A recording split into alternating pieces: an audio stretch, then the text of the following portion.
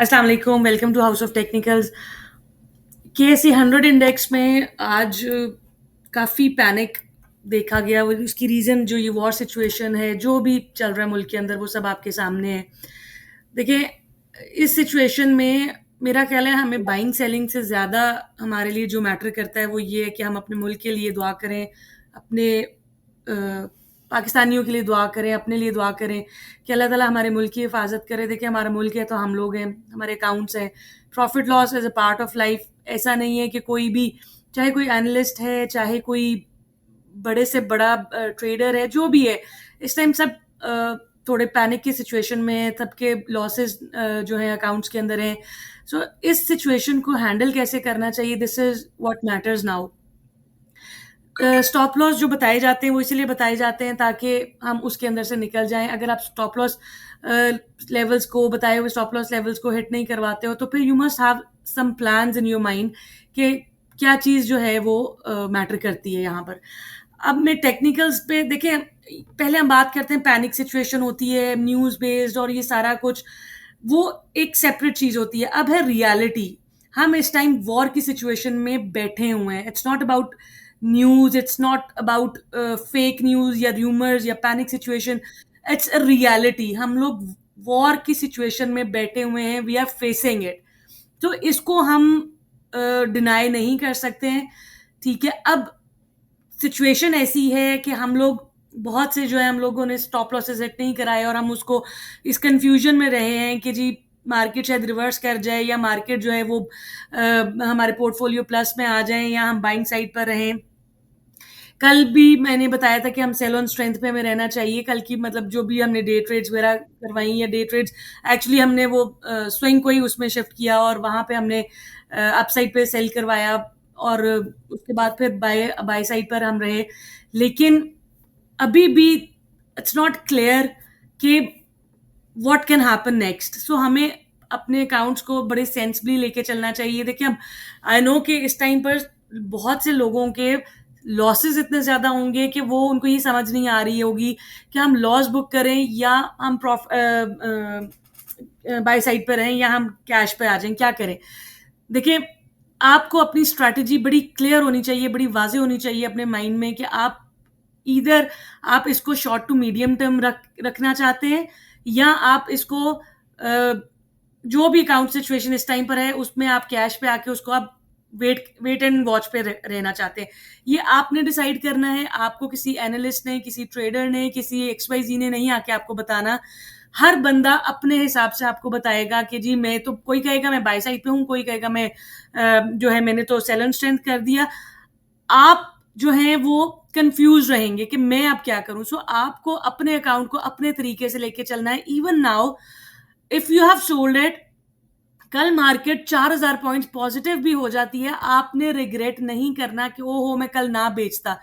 क्यों नहीं करना? क्योंकि नेक्स्ट टाइम जब इस तरह की कोई सिचुएशन होगी तो आप बहुत ज्यादा कंफ्यूज सिचुएशन में रहेंगे कि मैं अब क्या करूं, मुझे क्या करना पड़ेगा, मैं बाय साइड पे रहूं या मैं सेल करूं। सो जो चीज आपने कर ली है, जस्ट स्टैंड बाय इट। ठीक है, मैंने जो किया मैंने अपने हिसाब से सही किया है। मैं अगर सेल किया है तो बस कर दिया। अब मैं देखूंगा मार्केट जब सेटल डाउन करती है, मैं तब उस टाइम पे आप बाइंग पर आऊंगा। जो आपने लॉस बुक करना था वो आपने कर लिया। सो इसको अब आप जो है वो ज्यादा परेशान ना हो इस चीज को लेके। जो होना था वो हो चुका हुआ है। जो लोग होल्डिंग पे हैं वो ये बात ज़हन में रखें कि देखिए मार्केट कहीं नहीं जाएगी। हाँ, थोड़ा-सा वेट करना पड़ेगा, ज़रूर करना पड़ेगा। हो सकता है, अभी मैं टेक्निकल्स के ऊपर आती हूँ, हो सकता है कि मार्केट यहीं से आपको रिवर्सल दे दे या थोड़ा-सा और डिप ले और वहाँ से आपको रिवर्सल दे दे। इंशाल्लाह ताला हम इसमें वी शेप रिकवरी भी देख सकते हैं, बट ऐसा नहीं है कि खुदा ना खास्ता कि पाकिस्तान ख़त्म हो गया है या पता नहीं तबाह बर्बाद हो जाएगा।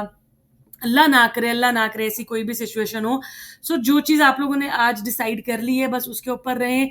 अगर आप मेरे से पूछते हैं कि व्हाट आई हैव डन, तो देखिए मैं अभी भी जो है मैंने कल भी मतलब अपने ग्रुप्स में शेयर किया था कि मैं, एक सेकंड ज़रा।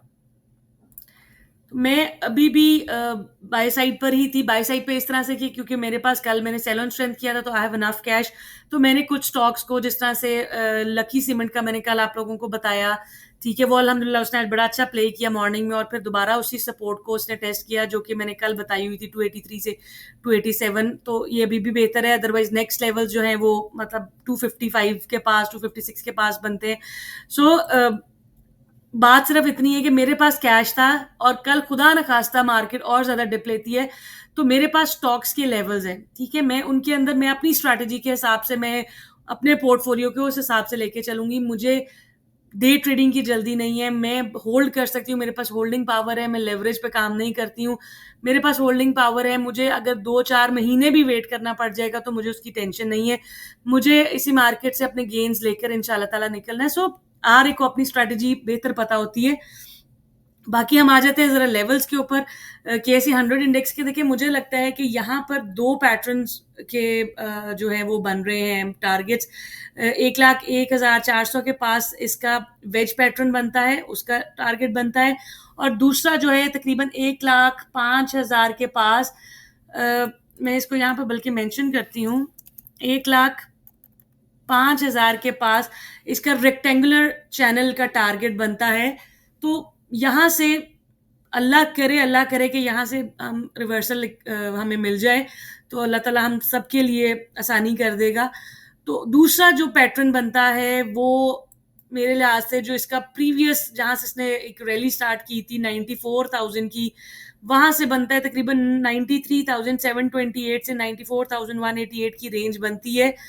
ये रेंज बनती है, तो मेरा ख्याल है यहाँ पर अगर इस लेवल को भी ब्रेक करता है तो फिर ये हमारे पास जो है लेवल्स निकलते हैं।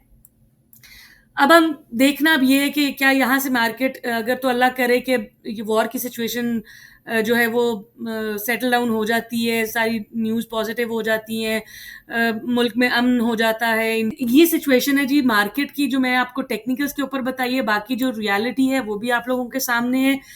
मैंने आपको पहले भी यही बताया था कि इस सिचुएशन में ये प्रैक्टिकली हो रहा है हमारे साथ। ये कोई वो नहीं है कि जी र्यूमर्स हैं या कुछ है, ये प्रैक्टिकली हो रहा है। सो अपने अकाउंट को बड़े सल्ली से और सेंसिबली लेके चलें। लॉस बुक करने का मतलब ये होता है कि आप यहाँ पर अपना कैपिटल उतनी अमाउंट से काट रहे हैं, खत्म कर रहे हैं।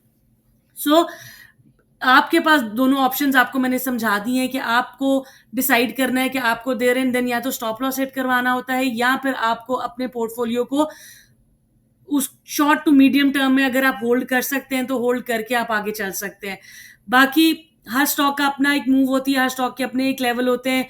जिस तरह से बीएफबीआईओ के भी लेवल जो है वो, मतलब मेरा दिल नहीं कर रहा है एक्चुअली कि मैं कोई बाय सेल कॉल दूं या कुछ इस तरह से एनालिसिस शेयर करूं, इसलिए मैं ज्यादातर ओवरऑल मैं मार्केट सिचुएशन पे और ओवरऑल कंट्री की सिचुएशन पे बात की है। अदरवाइज ये अभी भी बीएफबीआईओ का लेवल्स जो है ये विद स्टॉप लॉसेस मैंने मेंशन किए हैं। विदाउट स्टॉप लॉस किसी ट्रेड में आप लोग एंटर ना हो, और लालच ना करें कि जी पता नहीं यही कल चलेगा, हो सकता है इसके भी खुदा ना खास्ता स्टॉप लॉसेस हिट हो जाएं।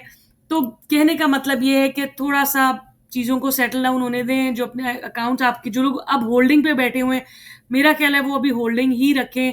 बाकी जिसकी भी कॉल्स पे आप बाय सेल कर रहे हैं, जिसके कहने पे बाय सेल कर रहे हैं, वो डेफिनेटली कोई ना कोई आपको लेवल्स बताते होंगे, सो उसके ऊपर चलें।